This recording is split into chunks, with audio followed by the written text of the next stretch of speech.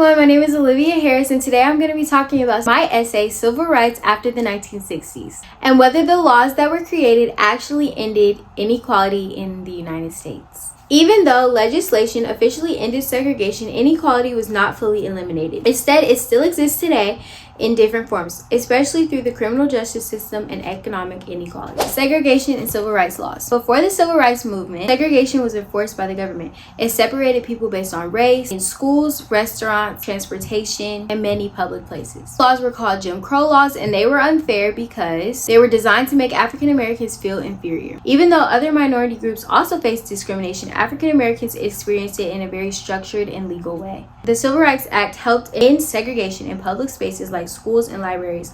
The Voting Rights Act was also created to protect people's right to vote.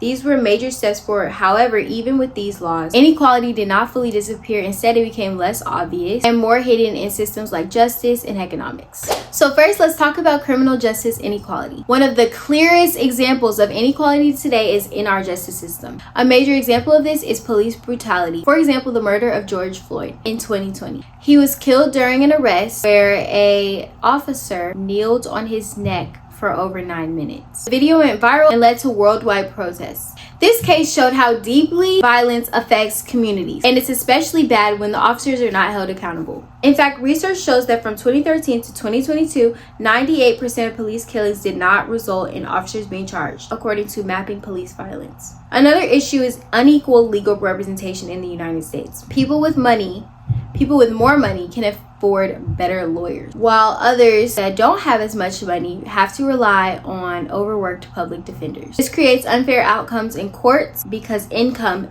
can affect justice, which is completely unfair. Now let's talk about economic inequality. Inequality also shows up in the economy very heavily. Black and Latino workers tend to earn less than white workers for working the same jobs. For example, black workers earn about 83 cents and Hispanic workers earn about 77 cents for every dollar a white worker earns, according to the Bureau of Labor Statistics in 2023. This wage gap affects housing, transportation, and the ability to build wealth. Even though discrimination is illegal, it can still happen in hidden ways that are hard to fully control. There is also a major wealth gap when it comes to home ownership and banking. Minority families are more likely to be denied loans or given higher interest rates, making it harder to build generational wealth. So now let's talk about education inequality. Education is another major area where inequality continues. School funding in the US is based on property taxes, which means wealthy neighborhoods get better schools and low-income neighborhoods lack important resources. This leads to overcrowded classrooms, fewer materials,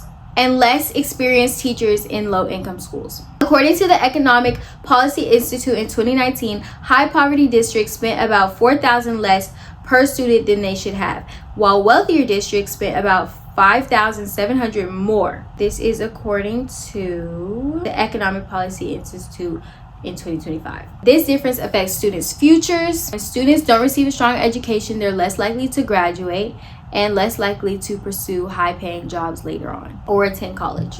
And finally, let's talk about mass incarceration, which is another issue where inequality is present. Mass incarceration is where a large number of people are imprisoned, and it disproportionately affects Black and Latino Americans.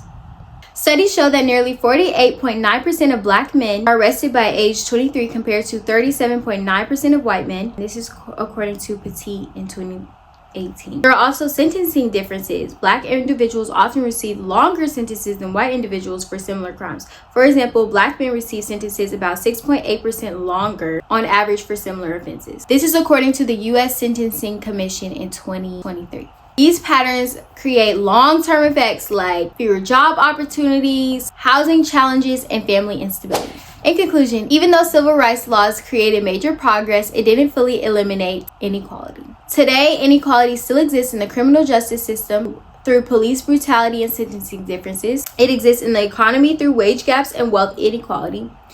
And it exists in education through unequal school funding, and it exists in mass incarceration, which continues to impact families and communities. This shows that inequality didn't disappear. In fact, it changed form. True equality takes more than laws. It requires awareness of hidden systems and continued effort to create fairness in all areas of society. Thank you for watching. Bye!